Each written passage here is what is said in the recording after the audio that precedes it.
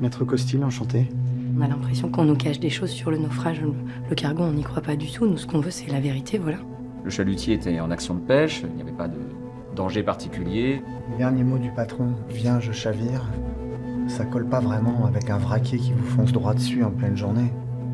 En partant de la longueur des câbles, sachant que le treuil déroule une fune à une vitesse de 1,5 mètre par seconde, on peut en conclure que le Bugalet de Braise a coulé en 37 secondes.